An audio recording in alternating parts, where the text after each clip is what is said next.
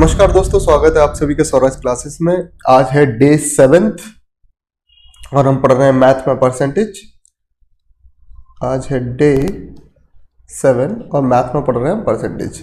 तो सो फार हमने कहानी कहाँ तक डिस्कस कर ली थी, हमें पता चल गया था सक्सेसिव वाला कॉन्सेप्ट, ठीक है। फिर इसके बाद हमने पढ़ लिया है मल्टीप्लाइंग फैक्टर।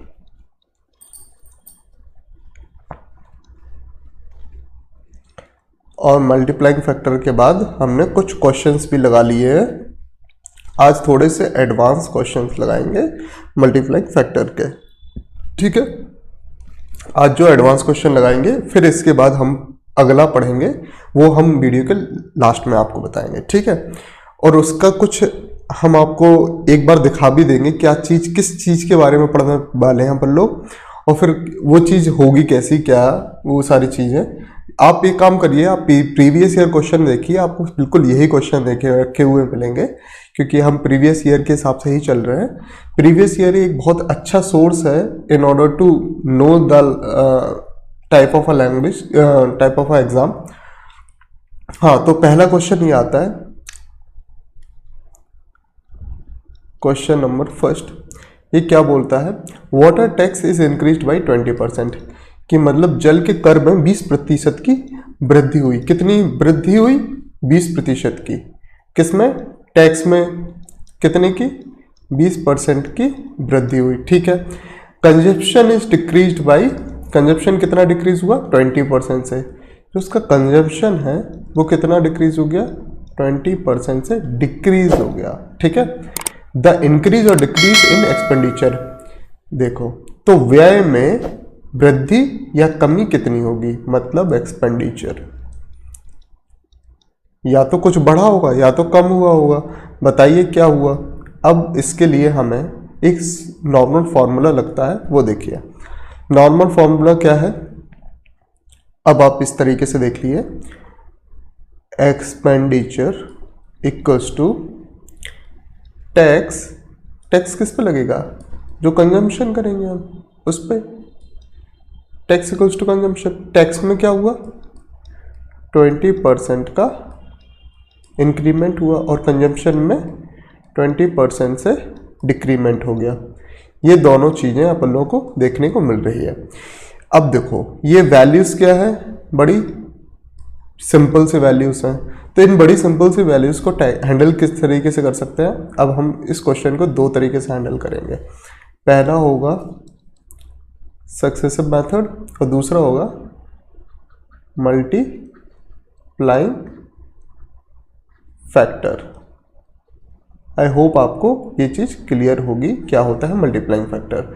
अगर नहीं है तो प्रीवियस वीडियो को देखिए, ठीक है। अब सक्सेसिव क्या बोलता है, percentage change equals to x plus x, x plus y plus x into y over 100, ठीक है। अब ये देखिए, टैक्स में इंक्रीमेंट हुआ, कंजप्शन में डिक्रीमेंट हुआ। इसे एक्स माने, इसे वाई मानते हैं अपन लोग। तो ये डिक्रीमेंट हो रहा है तो -20, और ये इंक्रीमेंट हो रहा तो +20। इंक्रीमेंट के लिए +20 और डिक्रीमेंट के लिए -20, ठीक है। चलते हैं, x की जगह लिखेंगे +20 -20 प्लस माइनस से मल्टीप्लाई होगा तो क्या होगा, अभी देख लो। 20 इंटू -20 ओवर 100, 0 हो गया ये। प्लस माइनस माइनस, तो माइनस के 400/100, 0 से 0 कैंसिल, और ये माइनस का 4, इसका मतलब 4% से डिक्रीमेंट हो रहा है, ठीक है।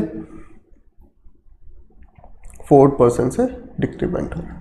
अब देखो मल्टीप्लाइंग फैक्टर देखते हैं। मल्टीप्लाइंग फैक्टर क्या बोलता है, expenditure equals to tax into consumption. Expenditure equals to tax into consumption, ठीक है। एक्सपेंडिचर कितना हुआ देखते हैं। टैक्स कितना % बढ़ा, मतलब 20% से। 20% का मतलब क्या होता है, 20% का मतलब क्या होता है 1/5। ठीक है, बढ़ा तो कितना हो जाएगा, प्लस हो जाएगा, तो ये हो जाएगा 6/5। और अगर 20% का डिक्रीमेंट हो या कम हो तो क्या हो जाएगा, 1/5 को माइनस कर देंगे तो ये हो जाएगा 4/5।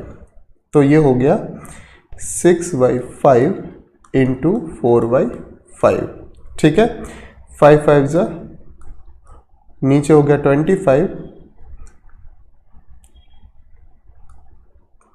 25 और ये हो जाए 6 हो जाए 24।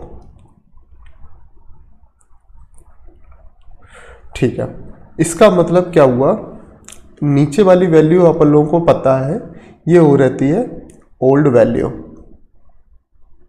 ठीक है, ये रहती है न्यू वैल्यू।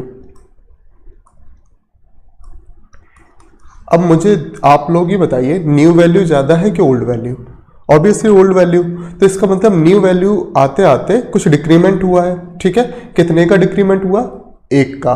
कितने में से, 25 में से। इसका परसेंटेज निकालो तो ये हो जाएगा 4% का डिक्रीमेंट हुआ। ठीक है, आई होप कि ये चीज आपको क्लियर हो गया होगा। अब आपको मल्टीप्लाइंग फैक्टर भी क्लियर हो गया होगा, सक्सेसिव कॉन्सेप्ट भी क्लियर हो गया होगा।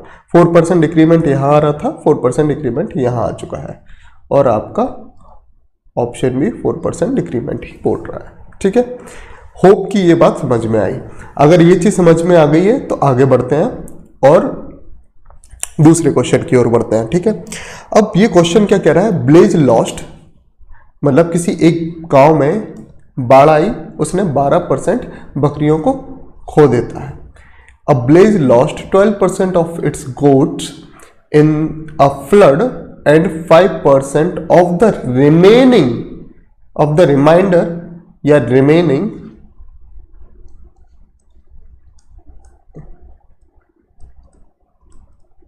Remaining died from disease. मतलब कि कोई गांव में कुछ बकरियां होंगी, सपोज एक्स थी, पहले तो 12% फ्लड से खत्म हो गई। ठीक है, फ्लड से कम हो गई। अब कुछ बची होंगी, उसमें से भी 5% बची कुची का 5% किससे, बीमारी से खत्म हो गई। तो अब वो कह रहा है if the number left now is 8360 ये बचा है, तो what is the original number, मतलब जो थी पहले वो नंबर क्या है। ये कॉन्सेप्ट कल ही समझा था, इस तरीके का कॉन्सेप्ट कल देखा था। तो क्या था, हमने मल्टीप्लाइंग फैक्टर में देखा था, मल्टी फैक्टर में हमने क्या देखा था, मल्टीप्लाइंग फैक्टर क्या कहता है, ओरिजिनल वैल्यू मल्टीप्लाई बाय क्या, इसके ऑपरेशन, क्या मिलता है अपन लोगों को, न्यू वैल्यू। ठीक है, ऑपरेशन का मतलब क्या हुआ, पहले तो 12% से कम हुआ, फिर 5% से डिक्रीमेंट हुआ। तो 12% को क्या लिखेंगे अपन लोग, 12/100 और ये हो जाएगा 6 2 जा 12, नहीं 2 6 जा 12 और 4 से लेते हैं इसे, 4 3 जा 12 और ये हो जाएगा 4 2 जा 8 4 5 जा 20, 3/25। ठीक है, अब और दूसरा क्या होता, 5%। 5% को क्या बोलते हैं, 5/100 और ये हो जाएगा 1/20।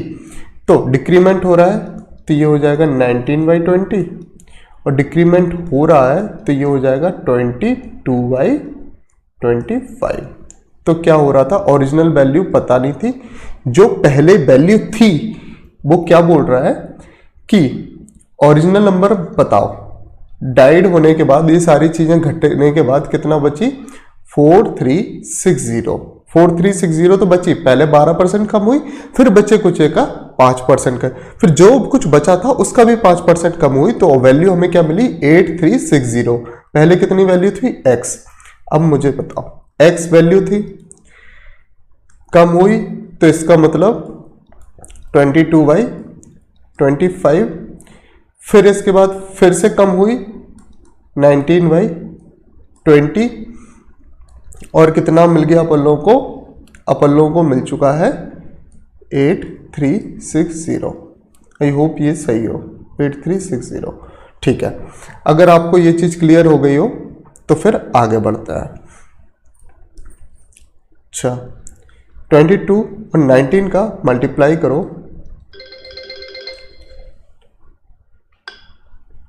22 और 19 का 1, 9 2 जा 18, करेगी 1, 9 2 जा 18, 90, और 22, 8 10 11, 1 करेगी 1, और ये हो गया।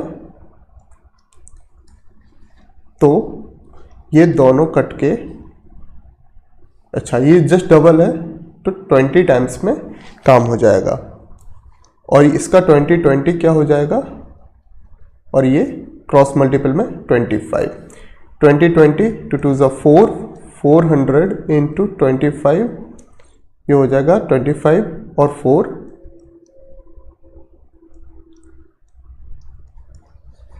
10,000। पहले कितना था 10,000, और ये ऑप्शन से भी क्लियर हो रहा था। पहले क्या हुआ, 12% कमी हुई, फिर 5% कमी हुई। ओरिजिनल नंबर कितना होगा, 1000 तो होगा नहीं, क्योंकि कमी होने के बाद कितना था 8360 बचा है, तो 1000 तो कहीं से भी हो नहीं सकता, 8360 हो नहीं सकता। ठीक है, 8360 सीधा सीधा, वैसे ही हमें पता है कि 12% की कमी हुई और 5% की कमी हुई, तो जो ओरिजिनल नंबर होगा वो तो 8360, जितना बचा है उतना तो होगा ही नहीं। ठीक है, और 1000 इतनी भी कमी नहीं हुई कि 1000 बचेगा होगा ओरिजिनल नंबर। ठीक है, ये तो मतलब बढ़ा थोड़ी ना, ये तो ऑलरेडी कम वैल्यू है, बहुत कम वैल्यू है। ठीक है, तो इतना हो भी नहीं सकता, इतना तो कभी नहीं होगा। ठीक है, ये भी नहीं होगा। तो 10,000 में से कुछ कमी दिख रही है, 10,000 का 12% हटेगा, फिर 10,000 का 5% हटेगा, तो कुछ 8360, और मुझे ये बात क्लियर यहाँ से हो चुकी है। वैसे अगर चाहते तो ऑप्शन से भी क्लियर कर सकते थे इसे, और अगर ऑप्शन से ये क्लिक नहीं कर रहा है तो आप सीधा सीधा मल्टीप्लाइंग फैक्टर आप यूज कर दीजिए। ठीक है, आई होप ये भी क्लियर हो गया हो। अगला कॉन्सेप्ट, अगला देखते हैं। देखो अगला क्या बोला है, price of a diesel is increase from rupees. Diesel के प्राइस क्या हुआ, 45 रुपीज से लेके 50 रुपीज तक बढ़ गया है। वो क्या बोला, 45 रुपीज पहले होगा डीजल का प्राइस, फिर बढ़ के कितना हो गया, 50 रुपीज हो गया। How much should the consumption of diesel be reduced, कितना डीजल की खपत को रिड्यूस किया जाए कि उसका so as to increase expenditure by only 5%। Expenditure कितना होता है, expenditure equals to price into consumption. देखो प्राइस क्या होता है, दाम, और ये कंजप्शन होती है खपत, और ये खर्च। अच्छा, आपकी खपत बढ़ रही होगी, दाम ठीक है तो खर्च भी बढ़ जाएगा, या खपत सी ठीक है और दाम बढ़ जाएगा तो खर्च भी बढ़ जाएगा। देख रहे हो ना, समझ पा रहे हो? तो ये वाला कॉन्सेप्ट आपको समझ में आ रहा है। तो price of a diesel in increase by, अब इस वाले कॉन्सेप्ट में क्या करोगे, या तो आप इसका कितना बढ़ गया इसका परसेंटेज निकालोगे, मतलब उसकी प्राइस का इंक्रीज का परसेंटेज निकालोगे, फिर उसके बाद ये सारी चीजें करोगे, ये चीज हो जाएगी बर्बाद, आपको ले जाएगा बहुत सारा टाइम। तो इसको सीधा सीधा आप मल्टीप्लाइंग फैक्टर के साथ कर सकते हो। मल्टीप्लाइंग फैक्टर से आप ऐसा कर सकते हो कि आपको पता है क्या बोल रहा था वो, expenditure equals to price into consumption. उसने क्या बोला, डीजल की कीमत 45 रुपये प्रति लीटर से बढ़कर कितनी हो जाती है, 50 रुपये प्रति लीटर। कीमत कितनी हो जाती है, 45 से बढ़कर 50 हो जाती है। ठीक है, क्लियर करते हैं, इसे थोड़ा साफ सुथरा लिख देंगे। तो कितने से बढ़ जाती है, पहले 45 थी फिर हो जाती है 50, यही तो मतलब होता है। अच्छा, उसका क्या बोल रहे हैं, how much should the consumption of a diesel be reduced. कितना कंजप्शन की कोई वैल्यू उन्होंने बताई नहीं है, कंजप्शन की वैल्यू नहीं बताई, तो A ओवर B। ठीक है, इसका मतलब पहले कुछ होगा फिर बाद में कुछ हो जाएगा। ठीक है, यही होता है। इससे कंजप्शन बताया नहीं, कितना उसका एक्सपेंडिचर कितना बढ़ गया, 5% एक्सपेंडिचर बढ़ गया है। एक्सपेंडिचर कितना बढ़ गया है, 5%। 5% को कितना बोलते हैं, 1/20। बढ़ गया तो हो जाएगा 21/20, तो ये हो जाएगा 21/20। ठीक है, ये बात क्लियर हो गई। 5 × 50, 5 × 45। ठीक है, अब ये हो जाता है 9 × 1 = 9, 9 × 2 = 18। ओवर हो गया अपन लोगों का 200, तो इसका मतलब A over B। A over B किसकी वैल्यू थी, ये थी कंजप्शन की, तो कंजप्शन निकल आया A ओवर B। इसका मतलब क्या है, A ओवर B का मतलब क्या है, पहले इतनी वैल्यू होगी ओरिजिनल वैल्यू, और ये क्या है, न्यू वैल्यू। सब लोगों को समझ में आ रहा है, न्यू वैल्यू। तो ओरिजिनल वैल्यू कम है कि न्यू वैल्यू कम है, न्यू वैल्यू कम है। तो कितनी कम है, 11। कितने में से, 200 में से। और ये परसेंटेज निकाला जाए, 0 से 0 कैंसिल, और ये हो जाएगा 5.5% से कम हो जाती है, रिड्यूस हो जाती है। ठीक है, 5.5। क्या ये समझ में आ रहा है, कम थी ना। ठीक है, कितनी कम थी उसका परसेंटेज हमने निकाल के दे दिया। आई होप कि ये बात बिल्कुल क्लियर हो गई हो।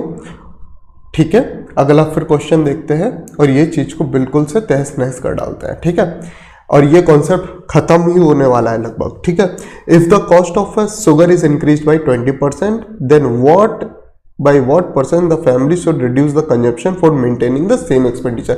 अब जो कॉन्सेप्ट मुझे समझाना था कल, उस कॉन्सेप्ट का क्वेश्चन कुछ इस तरह से दिखता है। क्या, देखो कल समझाऊंगा इसका कॉन्सेप्ट, लेकिन आज थोड़ा सा टाइप देख लीजिए क्या होगा इसका। Cost of the sugar is increase by 20%, इसका मतलब क्या है, प्राइस इंक्रीज कर दी गई 20% से। ठीक है, बढ़ा दिया गया। By what percent the family should reduce the consumption, कितना कंजम्पशन रिड्यूस करना चाहिए, कितना रिड्यूस करें कि for maintaining the same expenditure. पहले कुछ एक्सपेंडिचर होगा, सपोज X, अभी भी उन्हें एक्सपेंडिचर सेम ही रखना है, X ही रखना है। अब वो ये नहीं बोल रहे कि अगर इतना बढ़ा देंगे तो कितना हो जाएगा, नहीं, उन्होंने बोला कि एक्सपेंडिचर सेम रखो, एक्सपेंडिचर बढ़ाना नहीं है, हमें एक्सपेंडिचर सेम रखना है। तो एक चीज बताओ, एक्सपेंडिचर इक्वल्स टू क्या होता है, प्राइस इनटू कंजम्पशन। ठीक है, अगर प्राइस को बढ़ा दिया गया, ठीक है, तो कंजम्पशन को थोड़ा कम करना पड़ेगा ना, तभी तो एक्सपेंडिचर सेम हो पाएगा। एक चीज बताओ कि अगर जैसे समझो कि जब टोमेटो के प्राइसेस बढ़ गए थे, तो मम्मी क्या बोलती थी, टमाटर कम खर्च करो, टमाटर कम खाओ। क्यों, क्योंकि उन्हें एक्सपेंडिचर को सेम रखना था ना। तो मम्मियों को पता था, ये वाला कॉन्सेप्ट मम्मियों को पता था, हो सकता है आप लोगों को नहीं पता हो। ठीक है, और जनरल लाइफ में अपन लोग यूज करते ही हैं, जब कोई चीज महंगी होती है तो अपन लोग खर्च क्यों नहीं करते हैं, क्योंकि अपन लोगों को एक्सपेंडिचर उतना ही रखना है, पॉकेट मनी तो उतनी है। तो इसकी भी पॉकेट मनी हुई है। देखो उन्होंने क्या, फैमिली का खर्चा उतना ही करना है उन्हें, सैलरी तो उतनी ही होगी। तो उन्होंने क्या किया कि प्राइस अगर बढ़ गए हैं तो चीज़ों का कंजप्शन उन्होंने कम कर दिया, खाना पीना उस चीज़ का कम कर दिया, कंजप्शन खपत कम रहेगी तो एक्सपेंडिचर मेंटेन हो जाएगा। ठीक है, इस तरीके का क्वेश्चन अगर अपन लोग को हैंडल करना है तो इसका कॉन्सेप्ट हम पढ़ेंगे कल, जो कि होता है प्रोडक्ट कॉन्स्टेंसी, जिसे बोलते हैं C equals to A into B while C is constant. अब A तुम्हारा बढ़ेगा, इंक्रीज होगा, तो B तुम्हारा घटेगा ऑब्वियसली, क्योंकि हमें मेंटेन करना है C को। ठीक है, इस तरीके की चीज होगी। तो ये चीज अपन लोग पढ़ेंगे कल। अगर वीडियो समझ में आई है, वीडियो पसंद आई है तो लाइक करो और चैनल को सब्सक्राइब करो। हम और भी अच्छी अच्छी वीडियोस के साथ आएंगे, और भी अच्छे अच्छे तरीकों के साथ आएंगे। मुझे नहीं लगता है कि आपको अब कहीं भी और चीज़ों को और भी कोई सोर्स को देखने की ज़रूरत है, क्योंकि ये सोर्स अपने आप में काफ़ी हैं, क्योंकि प्रीवियस ईयर क्वेश्चन है और प्रीवियस ईयर क्वेश्चन के अलावा कुछ और नहीं है इसमें। तो होप कि आपको ये चीज़ समझ में आ रही हो, और अगर कोई चीज़ में डाउट हो तो कमेंट में मुझे पूछ सकते हो। ठीक है, जैसे कि मैं बोलता हूँ कमेंट में, अगर आपको कोई डाउट आएगा ना तो मैं नेक्स्ट वीडियो में उस डाउट को ले लूँगा। अगर डाउट्स कुछ ज़्यादा रहते हैं तो उसके लिए मैं एक डेडिकेटेड वीडियो बना दूंगा। ठीक है, कोई तरीके की प्रॉब्लम नहीं, किसी भी तरीके से प्रॉब्लम आपको नहीं होनी चाहिए। ठीक है, कॉन्सेप्ट बिल्कुल समझ में आना चाहिए, कॉन्सेप्ट में कोई प्रॉब्लम होनी चाहिए। अगर ये चीज़ समझ में आई है तो नमस्कार, फिर मिलते हैं अगले वीडियो के साथ और एक अगले टॉपिक के साथ। तो नेक्स्ट टॉपिक हमारा क्या है? नेक्स्ट टॉपिक है प्रोडक्ट कॉन्स्टेंसी के। हाँ, तो अब आपको क्या करना है, आपको सक्सेसिव और इसके बाद मल्टीप्लाइंग फैक्टर, इसके क्वेश्चंस को सॉल्व कर लेना है। चाहे कोई भी बुक हो आपकी, प्रीवियस ईयर क्वेश्चन ही सॉल्व करना। ठीक है, ये गाइडेंस आपको दे रहा हूँ, इस गाइडेंस को ले लो। केवल आपको प्रीवियस ईयर क्वेश्चन सॉल्व करने हैं और कोई प्रीवियस ईयर क्वेश्चन के अलावा कुछ भी सॉल्व मत करना। हो सकता है और भी अच्छे अच्छे क्वेश्चन मिले, लेकिन हमें अच्छाई नहीं देखनी है। हमें क्या देखना है? हमें अपना टारगेट देखना है। जिस एग्जामिनेशन के लिए तैयारी कर रहे हो उसी का ही प्रीवियस ईयर क्वेश्चन सॉल्व करना, कुछ और सॉल्व करने में मत लग जाना। ठीक है, तो मिलते हैं फिर अगली वीडियो में। जब तक लिए नमस्कार।